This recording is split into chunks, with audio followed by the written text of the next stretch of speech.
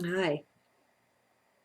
It feels good to have the urge to turn on the camera and journal again.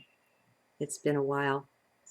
I have a very few written journals ready, but I want to find out what happens if I just try to do a live one. Um, it's been a strange time, a time of really coming together and falling apart at the same time. That's kind of what it feels like. Um, it's so tempting to be frustrated by not being able to accomplish what we think we want to accomplish. Um, Even just being able to get in and open up direct lines of communication with your own higher self or your spiritual guide, guardian angel, something like that.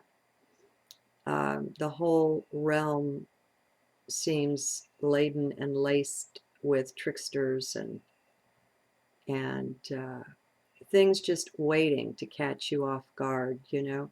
That's one perspective on things, which I keep trying to remind myself that's only one. There are many, many more ways to look at things. Another way to look at what's going on with me, and I know it's got to be going on with a number of you because there's no such thing as a person. We're not separate individuals. I don't care how much it seems like we are. We're just not. That's just built into the play. One thing that seems to be going on is a real dying of the character in the play. The character that thought it was so very real and that its opinions and ideas were the right one and that, you know, that it had a good grip on reality. That part of maybe everyone's self is coming face to face with the fact that it isn't real, and that furthermore, it's on its way out. It doesn't get to hang around and play anymore. And so uh, part of what's happening is almost a forced recognition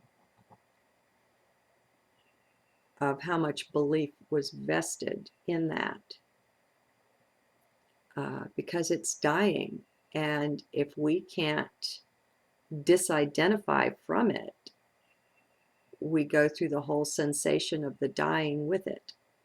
It's like people in their NDEs.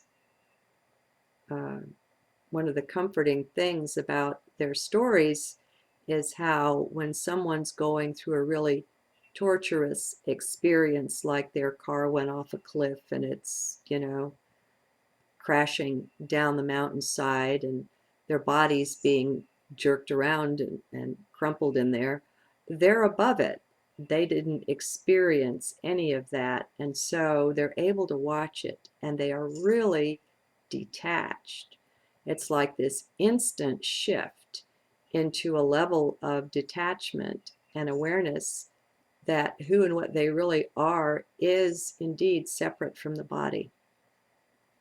Well, friends, why should we wait for an NDE to claim that for ourselves, huh? If that's the reality, and I suggest that it is, I'm claiming it now. That isn't making my suffering, pain, challenges immediately go away, but, you know, it's a transition. Even though time isn't real, on the one hand, on the other, it seems to be. And so there's that seems to be part. That's the part that's dying. But it's really good. The more stepping back we can do from it, I think. I've been doing all the things that I didn't think that I would be doing, um, letting the mind reach out and do things to try to fix what seems to be wrong here. I have some audios with the binaural beats that some that are supposed to be an aid for meditation, like the HoloSync. Uh, Only it's not that. It's these guys are the profound meditation program. I think they're called I Awake, a little I and then awake. And others that are to relieve stress or to take you into bliss, those kinds of things. I'm really strongly hesitant about that kind of technology. I played with, I worked with NLP, neuro linguistic programming, for a while. And they use the binaural beat technology, which means you need to use the headphones because you've got one tone playing in the left ear and a different tone playing in the right ear. And instead of the brain hearing them as the two different tones that they are, what happens is the brain splits the difference. And if you've got, uh, 10 hertz in the left ear and 20 hertz in the right ear, you'll hear 15 hertz, only it'll seem to have a beat to it. It'll seem to be kind of a broken tone. It's a strange thing that the brain does. And people have gotten really creative with what they can do with it. And the effort, um, maybe in most cases, is to take you out of the beta brainwave, which is our regular conscious problem-solving state, into alpha, uh, delta, and theta, and some of them even into gamma um, brainwaves. So you're using something that could be called mechanical or technological to alter your state of mind.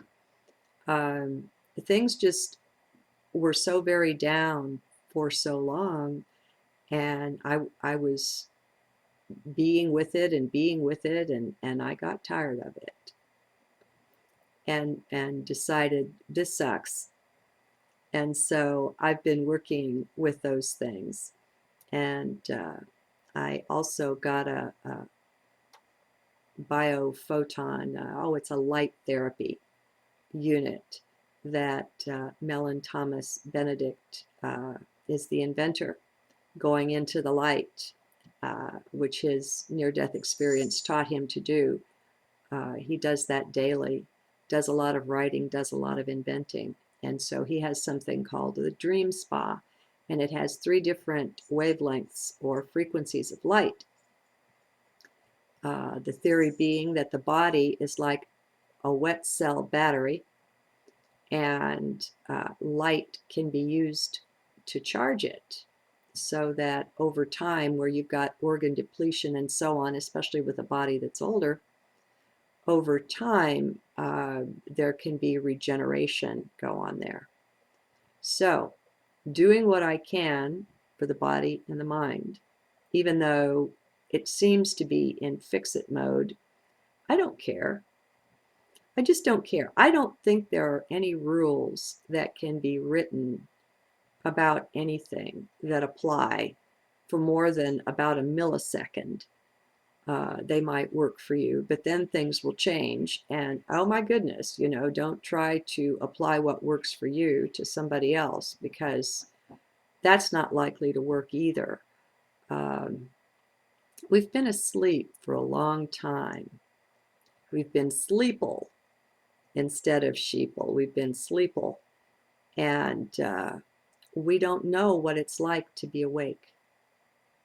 And we're beginning to find out, is there a whole new set of rules?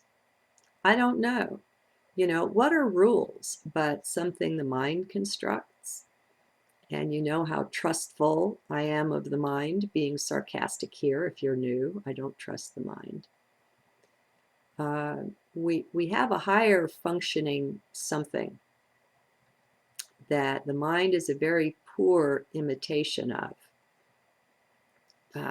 I hesitate to call it a higher mind, but there's something that when we connect up in heart, there's something that can come online, but it's not your 3D thinking.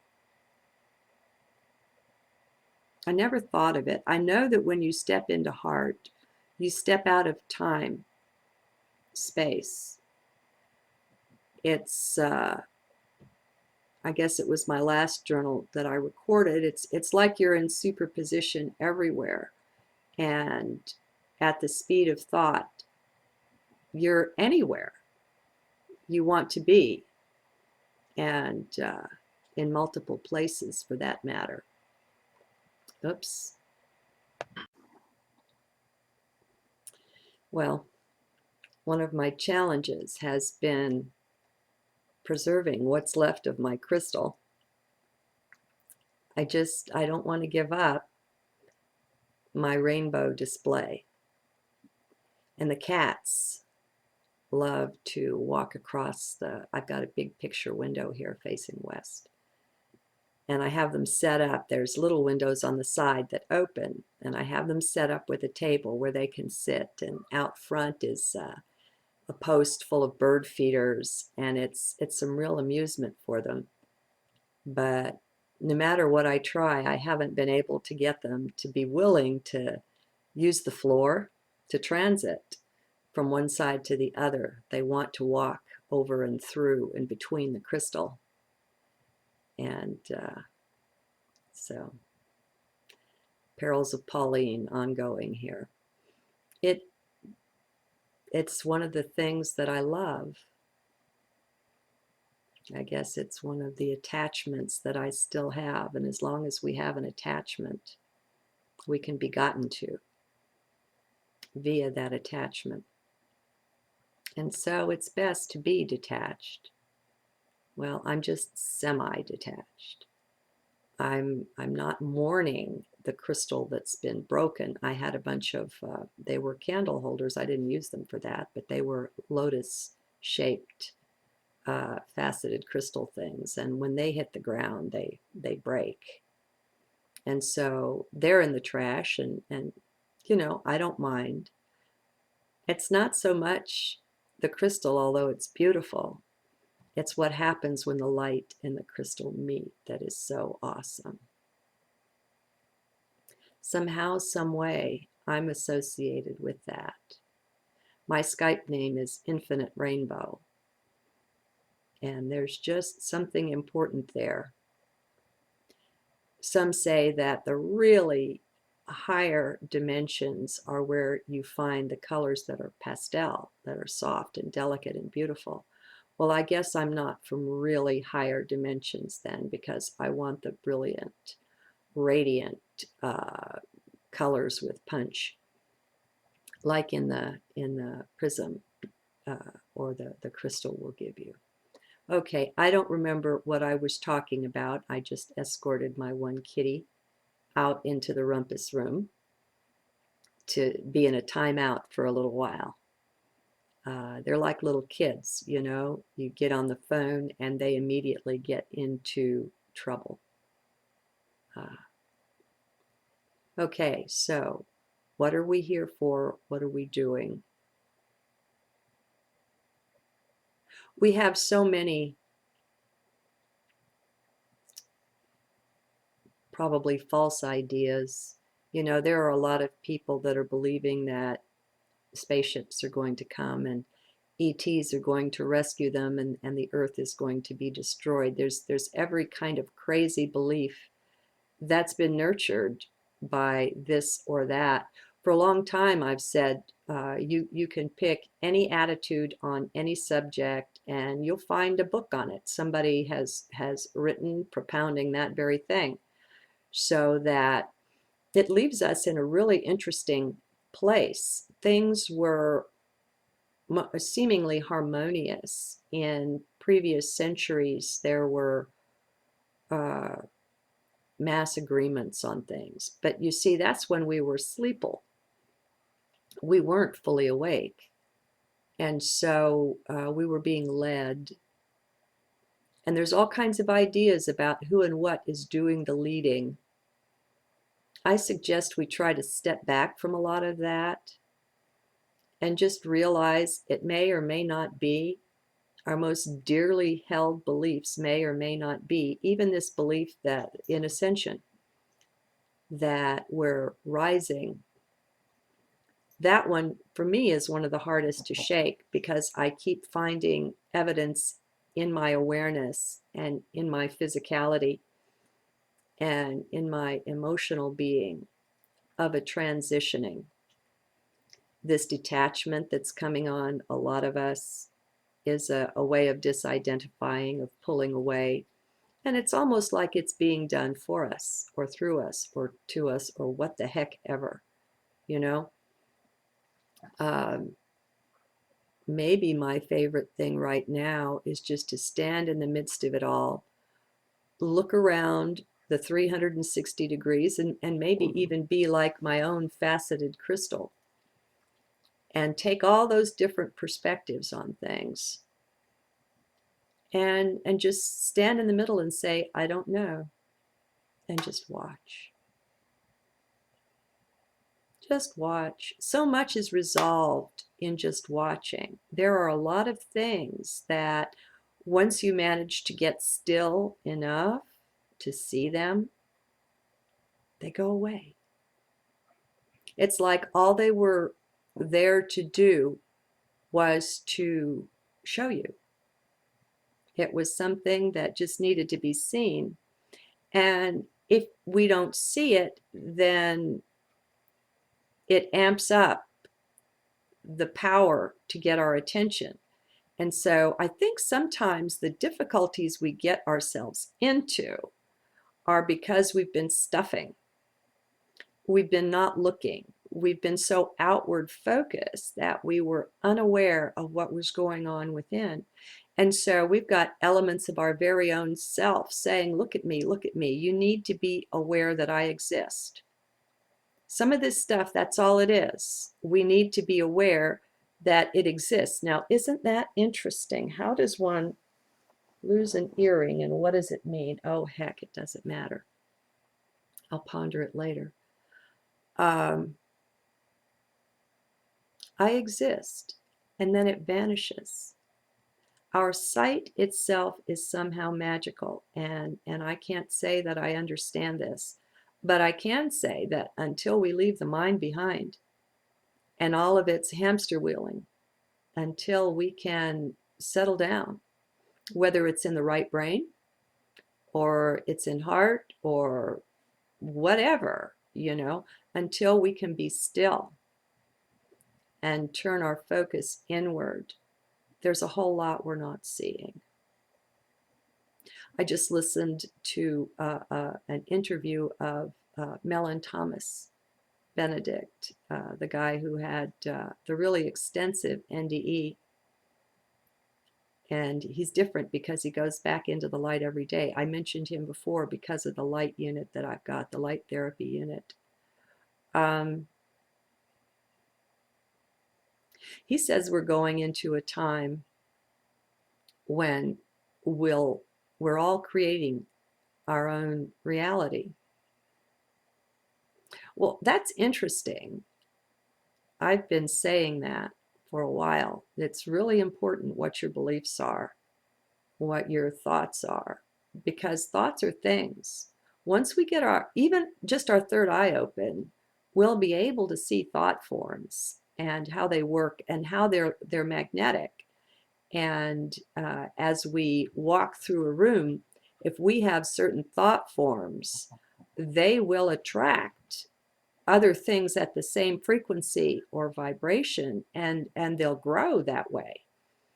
And thought forms can actually eventually turn into entities that seem to have their own consciousness just by this aggregation kind of effect.